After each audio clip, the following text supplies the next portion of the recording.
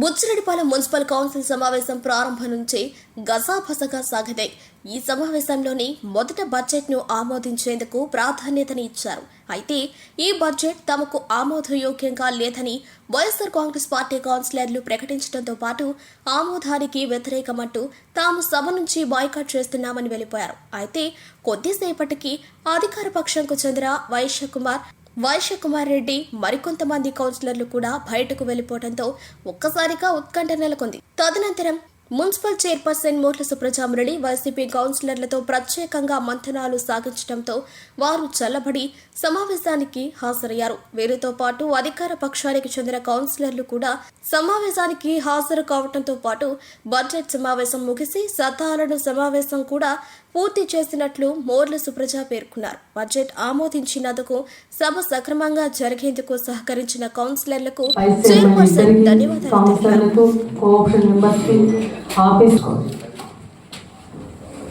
ప్రత్యేక సమావేశంలో 2025-26 సంవత్సరంకు సవరించిన బడ్జెట్ అంచనాలు మరియు 2026-27 సంవత్సరంకు బడ్జెట్ అంచనాలను రూపొందించడం జరిగింది. 2026 సంవత్సరం సవరించిన బడ్జెట్ అంచనాలు మరియు 2026-27 బడ్జెట్ అంచనాలు 2025-27 సంవత్సరం సవరించిన బడ్జెట్ అంచనాల్లోని ముగింపు నిల్వ రూపాయలు 2,68,85,570 రూపాయలు. 2026-27 సంవత్సరపు బడ్జెట్ అంచనా ప్రారంభ నిల్వగా చూపడమైంది.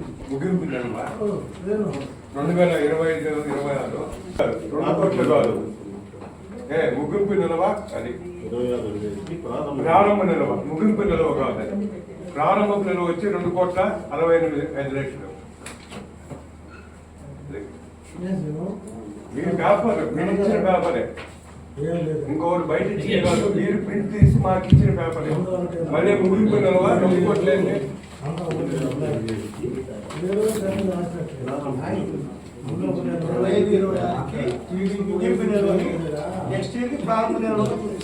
ఇక్కడ ముగింపు నిల్వ నెక్స్ట్ ప్రారంభం నిల్వ అయినా కూడా 6 కోట్లే, 2 కోట్లు కాదు, 6 కోట్లే. నెక్స్ట్ 2026-27 కూడా మళ్ళీ ప్రారంభపు నిల్వ వచ్చి 6,62,00,000. 2 కోట్లు కాదు, 2 కోట్లు కాదు. అదే కానీ ఈ బడ్జెట్ తయారు చేసింది ఏమండి, 2025-26 సంవత్సరం సవరించిన బడ్జెట్ అంచనాల్లోని ముగింపు నిల్వలు 2025-26కి ముగింపు నిల్వని ప్రారంభపు నిల్వగా తీసుకుంటున్నాం. 2027 తీసుకుంటాను. ఆ ప్రారంభ నిల్వగా 2,68,85,570 తీసుకుంటున్నాం. తర్వాత సాధారణ మరియు మూలధన జమలు వచ్చి మనకు వచ్చినవి 16,35,26,300 తీసుకుంటున్నాం. ఈ మొత్తం ఆదాయం 2 కలుపుకుంటాం. ఈ ప్రారంభపు నిల్వని మనకు వచ్చిన వసూళ్లను కలుపుకుంటే మొత్తం ఆదాయం వచ్చి 19,04,11,870 రూపాయలు. దాంట్లో నుంచి ఈ 12,41,000 ఖర్చులు అన్నమాట. 60,000 తీసేస్తే ముగింపు నిల్వ 6,62,600.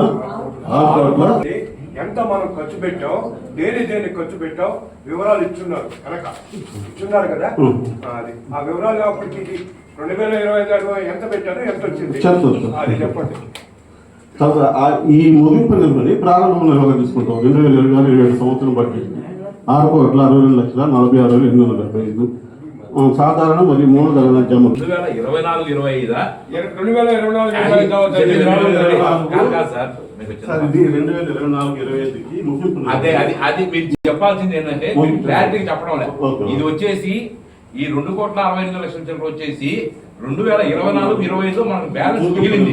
ఆ బ్యాలెన్స్ తీసుకుని 25-26 చూపిస్తున్నాం. ఆ విధంగా మీరు చెప్పడం లేదు. మీరు ఆ విధంగా క్లారిటీగా లేదు మీ కాడ.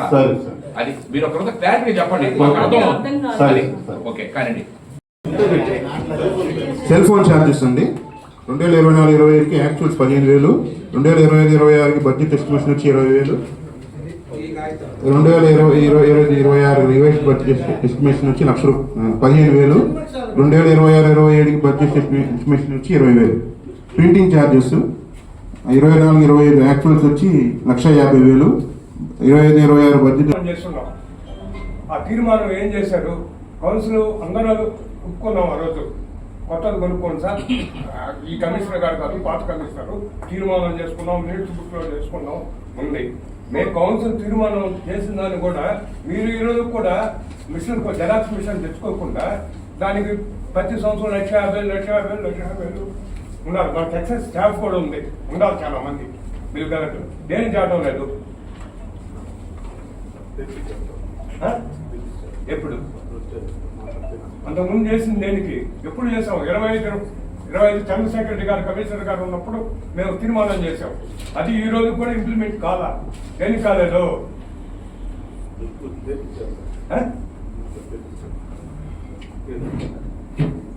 అకౌంటెంట్ కాదు దీనికి సమాధానం చెప్పాల్సింది. మీరు అకౌంటెంట్ వేరే, తీర్మానం వేరే. మీరు అకౌంటెంట్ కాదు, మీరు కాదు చెప్పాల్సింది. ఆయన అడుగుతున్నప్పుడు ఆయన సమాధానం చెప్తాడు. నన్ను అడగలేదు కదా, అన్నాడు కదా. లాస్ట్ టైం ఆయన అడుగుతున్నారు సార్, కౌన్సిలర్ వైస్ చైర్మన్ గారు, ఆయన చెప్తారు సమాధానం. చెప్పాల్సింది నువ్వు కాదు చెప్పాల్సింది. ఇందాక విషయం అకౌంటెంట్ అన్నారు, అకౌంటెంట్ ఇప్పుడు అయింది చైర్మన్ ని, కమిషనర్ ని.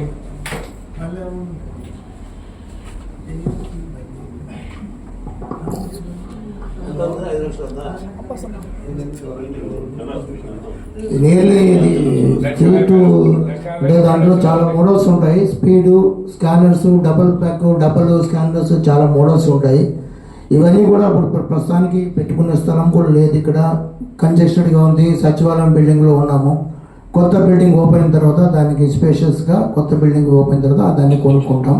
అందులో మనకి ఎలక్షన్ కూడా వస్తుంది. మనకి మీరు చెప్పకపోయినా మాకు జెరాక్స్ మిషన్ కొనే ఆలోచన ఎప్పుడూ ఉంది. దాన్ని హై క్వాలిఫైడ్ మంచి మెటీరియల్తో కొత్త ఆఫీస్ పోయిన తర్వాత ఆడుకుంటామండి. అంటే ఎలక్షన్ కూడా వస్తుంది కాబట్టి ఎలక్షన్ మాకు కంపల్సరీ అవసరం అది. కాబట్టి దాన్ని కొత్త ఆఫీస్కి వెళ్ళేటప్పుడు కొనేస్తాం. ఈ విధంగా ఒకసారి తెచ్చారా టౌన్ ప్లానింగ్ ఏం చేస్తున్నారు? ఏమయ్యా టేబుల్ జెండా ఒకటి ఉంది, టేబుల్ జెండా ఒకటి ఉంది. చెప్తాను అంటే మీరు వెళ్తున్నారని చెప్తాను. ఏం లేదు, మీ కౌన్సిల్ ఆమోదించిందమ్మా, దాన్ని ఏమేమి చేయలేము. ఇప్పుడు జస్ట్ ఈ బడ్జెట్ పెట్టాము. ఆమోదించమని కాదు, ఆమోదించి తప్పులు తెలుగునే దాని మీద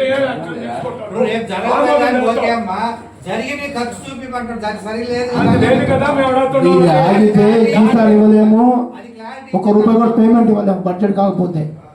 అది ఇప్పుడు మేము అడిగేది 2024-25 దాని మీద యాక్షన్ తీసుకోమని అడుగుతున్నాం. తీసుకుంటాం. దాని మీద ఏమన్నా ఏమండి కౌన్సిలర్ గారు, వైద్యం గారు, రెండు అప్పుడు జరిగిన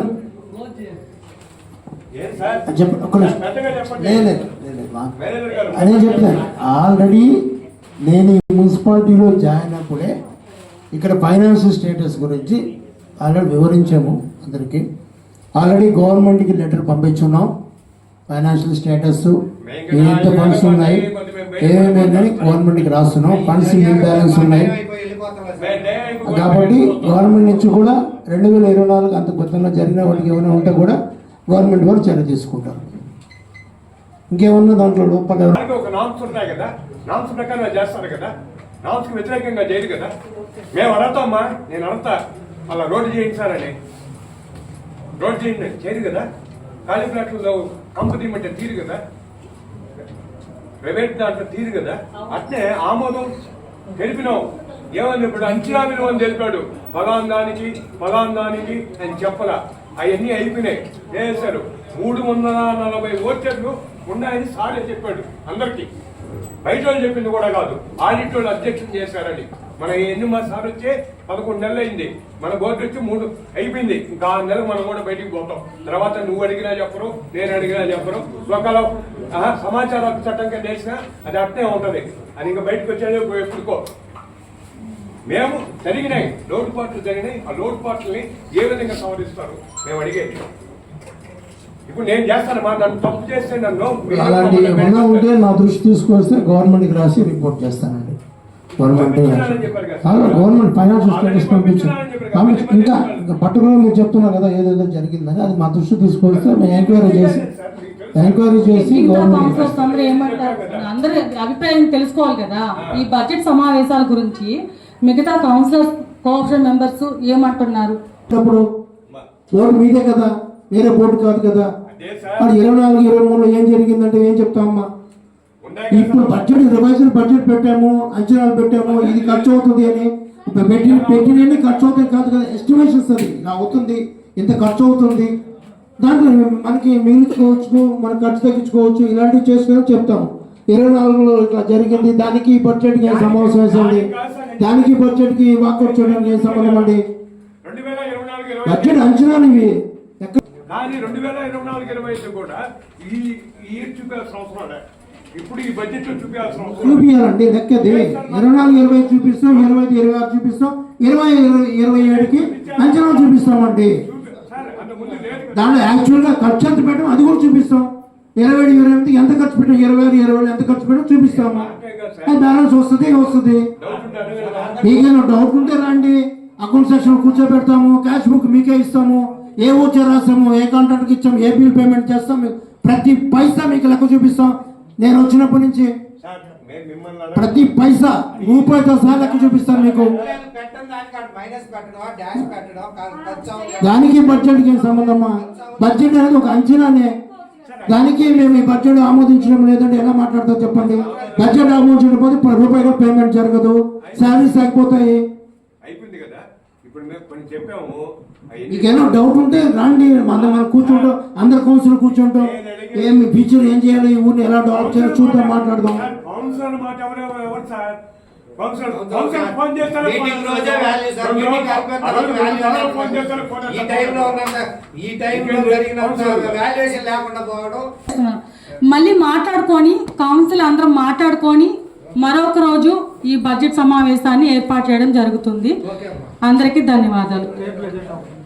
2025-26 సంబంధించిన బడ్జెట్ బుచ్చిరెడ్డిపాలెం బడ్జెట్ని మా కౌన్సిల్ సభ్యులు ఏకగ్రీవంగా ఆమోదించారు. దాంతోపాటు టౌన్ ప్లాన్కి సంబంధించిన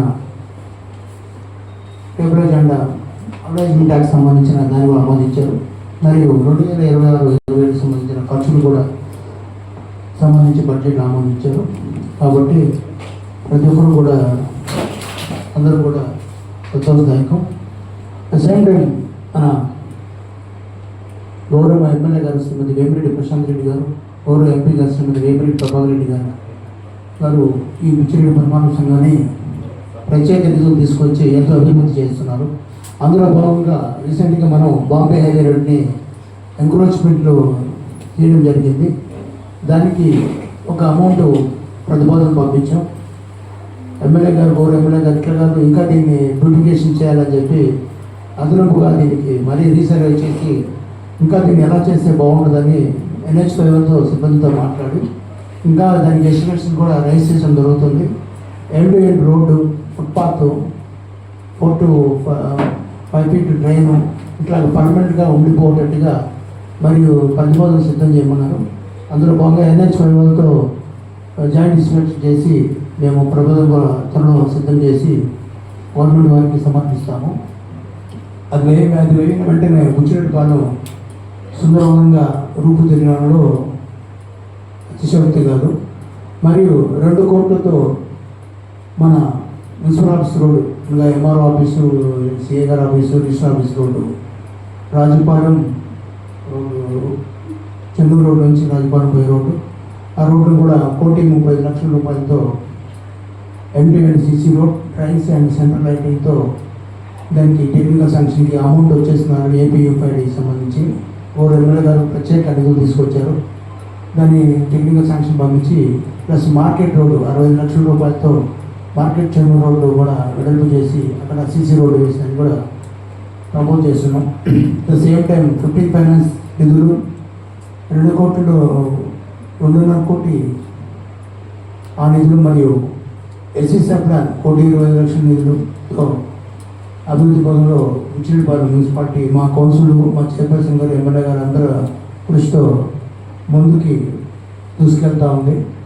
ఇంకా రాబోయే కాలంలో మరిన్ని నిధులు వెచ్చించి ఈ బుచ్చిరెడ్డిపాలెంని మరింత అభివృద్ధి దిశగా తీసుకెళ్తారని ఆశిస్తున్నాను.